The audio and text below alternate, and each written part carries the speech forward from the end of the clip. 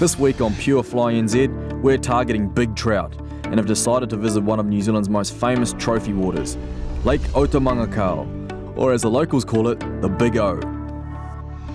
Situated on the central plateau in the middle of the North Island, the lake was part of the Tongariro hydropower scheme and was created by damming the Whanganui River.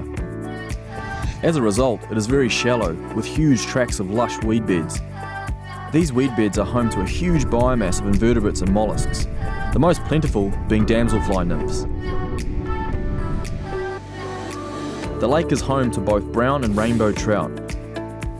Both species are adept at prowling the weed beds for the unsuspecting damselfly nymphs. Having such a plentiful food supply, the trout are able to grow quickly and regularly attain trophy size.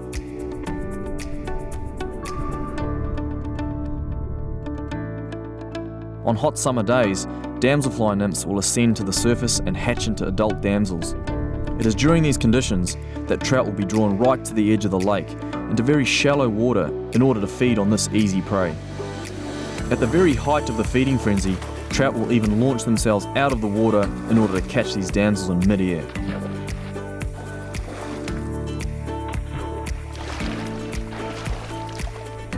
Sight fishing to giant trout cruising the lake edge is one of the most challenging and exhilarating facets of the sport of fly fishing. Over the next 2 days, we'll be following Andrew Harding and Matt Hince, a couple of lads passionate about their trophy trout fishing.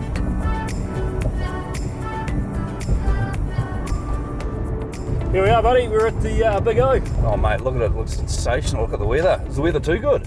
Yeah, well, it can be pretty tough up here. You know, generally when it's calm and clear, it can be really hard fishing. I've heard it can be a bit challenging. You can get hot and cold. Yeah, no, she can be a bit of a tough one, all right. So Grown men cry, apparently, I've heard. Yeah. I hope I'm not that man crying. Fingers crossed. It'll be a shame when you get spooled into the weed by a big brown. Oh, even that's fun. As always, the first task for the lads is to select a suitable site to make camp.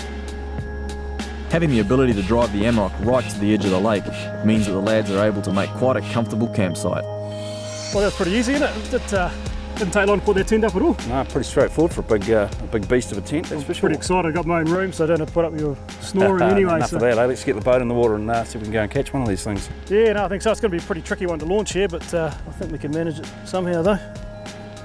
One of the keys to finding good fishing on Lake Otamangakau is to find the weed beds that are carrying the most damselfly nymphs.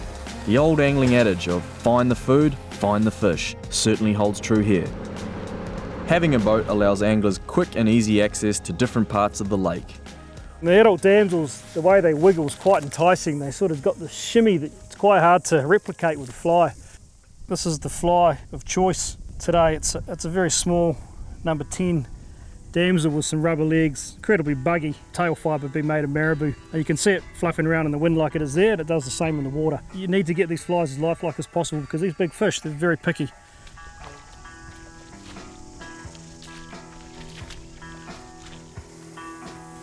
That's actually good looking water. I'm surprised to see one in there. You like that sort of water there? Yeah, it's ideal. Just go slow. That's perfect water because it's got mud on the bottom.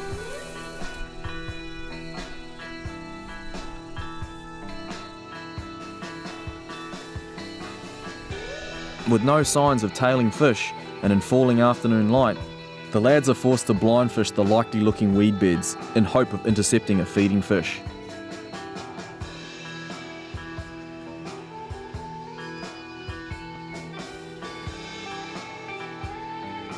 Whilst the fish don't seem to be playing ball just yet, on a picture-perfect afternoon with a backdrop such as this, the simple joy of casting is enough to satisfy even the most jaded of fly fishermen. Very quiet. There's just nothing moving, boiling or rising.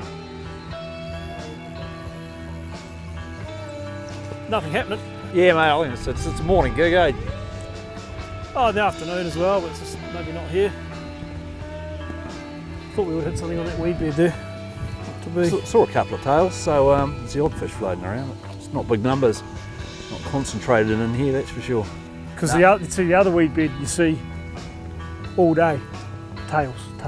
Really? Yeah, and I don't think it was anything exceptional today. It should be the same tomorrow. You're getting me quite excited, Andrew. You know, we're pretty lucky to burn up from Wellington, 3.5 hours or something, and set up camp and beautiful spot, no one else around. Certainly worthwhile having a couple of flicks to get your eye in the evening. Let's go back and have a feed and a good rest. And I'm looking forward to that beer anyway. It's going to taste good. I'm pretty parched, to be honest. Not a bad spot, is it? yeah, awesome, isn't it? I mean, you can easily forget you're one of the highest points in New Zealand here. You're over 1,000 metres above sea level. You're fishing for some pretty high altitude trout at the same time. You know, you got 30-degree heat.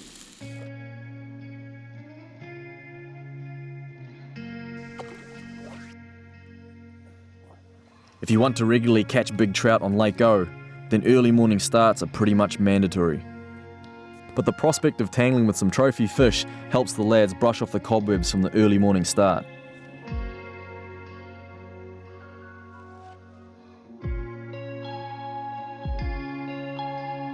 In low light conditions, trout feel very safe wandering into extremely shallow water.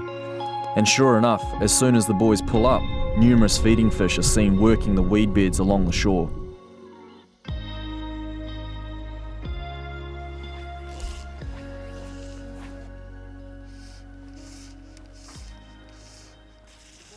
Oh, there's one right out here. Where'd you go? Oh, far out. Look at that tail.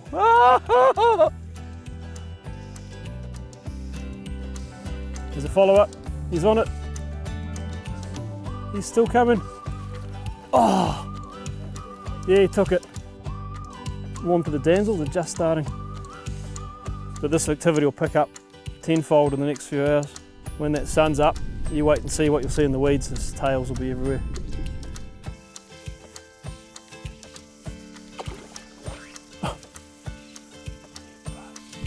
The old heart starts racing a bit faster when you start seeing them do this. It's frustrating because, you know, as hard as you try and as many denials as you get, you just keep having to say to yourself that, you know, these aren't 2 or 3 pound fish you're casting at here. These are fish that average 3 kilos. It's well worth putting in the effort, you know, to catch these fish, because for a lot of people, and to me also, a lot of these fish are the fish of a lifetime. They really are a trophy. Basically what's happening is the fish are pretty active, the sun's heating up and the damselfly nymphs are coming off the weed beds and trying to find somewhere to climb up onto. So it's when they make their escape that the fish tend to quite actively hit them. And what we're seeing this morning is there's a lot of fins out of the water, dorsal fins and tail fins, and it's trying to put the fly in front of it. They're looking at the fly, they're following it, and they're just turning away, which is quite typical up here when you have calm conditions. It can be pretty tough, and this is as tough as conditions get. Things get pretty explosive when you get a hookup, as you can imagine in this sort of water. There's one in front of me. Oh, just there. Oh, he's following. Gotta be. Yep. You want to net this one for me, buddy? Brown. Brown.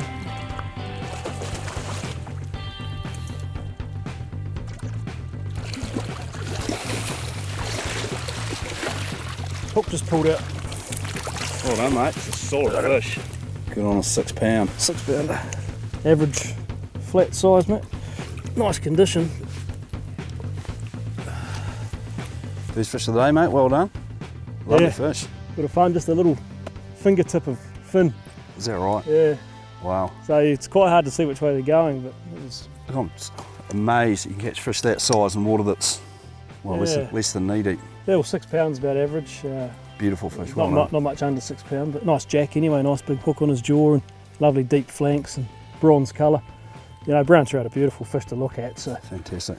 You know, you just... All right, it's my turn. Yeah, get in there.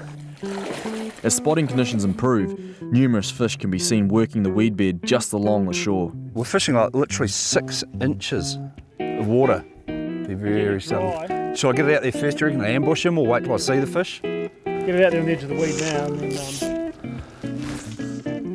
that's it. Just let it sit there. Oh look, which way is he going? It's going right, just leave it sit there. Just watch that dry. If it goes under, you're in. Don't move your hands or anything. Here he comes, here he comes. Oh, I can see him, I can see him. Oh man. He's turned around, I think. Did he? Right at the last minute. That was pretty amazing to watch actually. Yeah, there he is, here he comes. He's a big fish. There's 2 of them, one behind him too. Oh, come on. Right on the edge though. Right on the edge, eh? very, very, very frustrating, mate. Very frustrating. Because they're actually eating something. That's the reason they're patrolling that. Mate, it's good to see them on the feed though. I mean, it is a matter of time before they make a mistake. I'll leave your fly there, he's coming over. Watch your fly. Yep. No. Yeah, look at it. There's one down to your right. Hold these two of them right there. It's insane. No way. Look at that, mate. Oh my gosh. Come on. You scumbag of a fish. I've got to catch a trout. Don't talk about it, Matt. Just hook it. It's just doing my head in.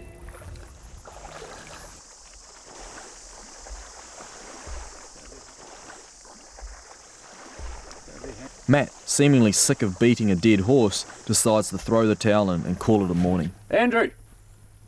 See ya. I'm just heading back to camp, mate. You're a hard man, but I'm done for the morning, so I'll just go and do a bit of tidy work around there. Softy. I'll probably get a few while you're away. I bet you will. We'll see you in a few hours. I know we're on beat. It's tough conditions, but I'll tell you what, he actually might pull one off, but he's a better man than me. They are so tough today. Oh, there is. Oh, that's close. There's a lot of oohs and ahs in this sport. Can't believe how hard these fish have been today. It's excruciating, it's painful. Fishing in the glassy, calm conditions has been difficult, but suddenly a small breeze springs up. A small change in conditions is sometimes all it takes to tip the odds in the angler's favour.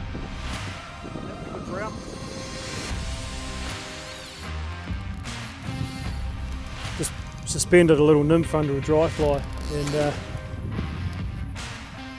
saw a fish rise and got pretty lucky. I think they're actually feeding on damsels, but sometimes they can't resist when something lands on their head. Lovely fish. Lovely condition brown, about 6 pounds. Bigger than it looks. Yeah, they've got a lot of power on them, big flanks. Actually, it's bigger than 6. 7. So this is why people come to Otamangakau to condition a fish. This is pretty typical of what's out there at the moment. This is bang on 7 pounds. You can get their weight from the girth. Beautiful, fit fish, incredibly. They're the athletes of the trout world. It's one of the few things in the world where being fat's quite desirable. So thus ends a slow but satisfying day, for Andrew at least. But with another fine day forecast tomorrow, there's still plenty of time for Matt to break his duck and get on the board.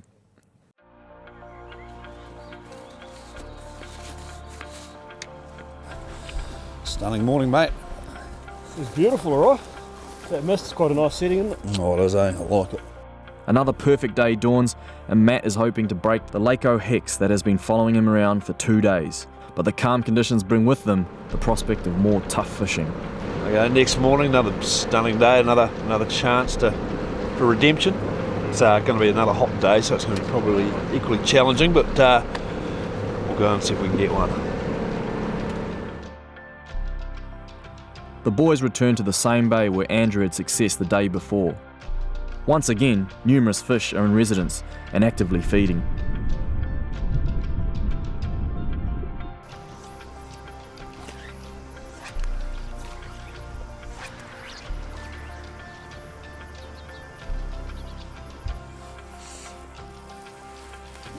Oh, there was one behind it, following it. Incredibly frustrating in these conditions. I just had a follow then, went to lift for a cast and there was one behind it. Couldn't even see a bow wave or anything, so them's the breaks. Days like this really do test the limits of your patience. It's a bit like a test match cricketer having to spend the whole day fielding in the slips. You might only get one chance, but you have to stay focused and switched on, as a thick edge could come at any time.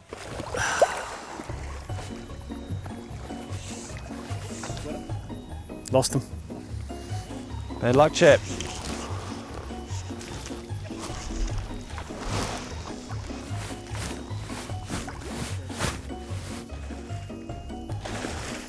Of course. course.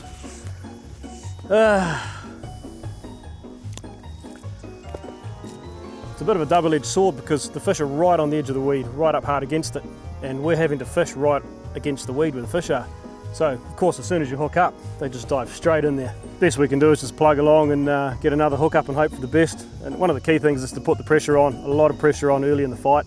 But again, you're trying to balance losing your fish with getting it out of the weed, so it's a fun game.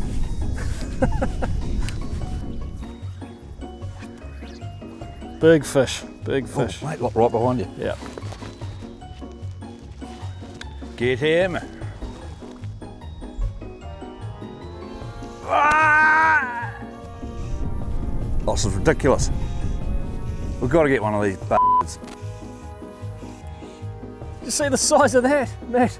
It was like a dolphin. No, I didn't, I don't know they had freshwater dolphins in here. Well, he come right out and just his back. Oh, God, please don't let me hook that. They're regular. They're very, very regular. And we need to try something different. Netting? Netting's good. Yeah, dynamite or expanding bait as I call it. That's another really good one. Because I'm just starting to lose my bloody rag. The characteristic that most commonly defines great anglers is a dogged determination that almost wills the fish to take the hook. It's a characteristic that Andrew has in spades. Oh, that's a big brown. Oh. All right, mate, here he comes. It's a cracker. Look at the spots. Absolute beautiful, like a leopard. Yeah. Yep. Just go head first. Give him this way, he's not quite ready. Strong fish.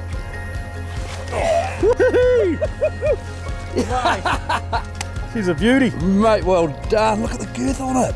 That is a cracker. Pushy way, yeah. Hold that. Or, That's 7 or 8 even.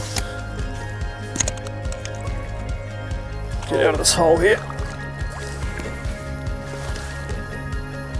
Just under 8 pounds. Just under 8, mate. Yeah. Oh. Look at the girth on it. Mate, condition of it. What do you reckon about that, Matt? It looked about 4 or 5 in the water. On length it'll be about a 4 or 5 pound fish, but I think that's closer to 8. That's pretty close to 8. It's a magnificent fish. On your scales. There's no way you can put on more condition. It's just solid muscle all the way through. As good a conditioned trout as you'd get anywhere. Wild brown trout. Fantastic. I can't even hold it. It's a stunner. Tough morning this morning. This is the 4th one I've hooked, but I've lost a couple on the weed. This is funny. There was 2 fish coming in the same direction, about to clobber heads, and it was a bit of a competition to get to it. Oh, I'm struggling to hold him. You see the girth on the back of that. Yeah, that's a real trophy there. That's a beautiful fish, mate. Let's get it home. And just when it looked like Matt would go through the trip fishless, he digs deep and summons a bit of his own determination to finally get his hook into a Lake O submarine. The biggest fish of the trip, and a suitable reward for the hours of hard graft that's gone into the past few days of fishing. Oh mate, that's big. That's bigger than 7. That's got some serious depth.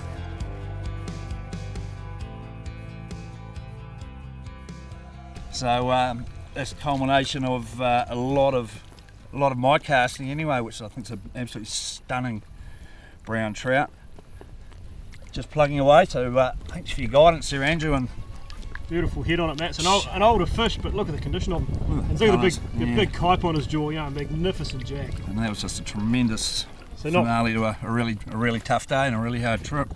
Not far off 8 pound. We've just been changing all day, just trying to lock onto them, and it was pretty obvious that they were hitting damsels, but we struggled with all sorts of damsel patterns, and thought we'd just go back to it. The wind's just come up a little bit and give it a bit of a chop, which hides our sloppy casts, or my sloppy casts anyway, and makes it a little bit easier to get a stealthy approach to the fish, and that paid off. Well, mate, it's been a hell of a trip and a lot of work, but I'll tell you what, I'm beat. I'm ready to go home. Yeah, I'm pretty much done, I think, myself. So a good way to end the day. Let's go have a beer, eh? Come back and do exactly that. Sounds good.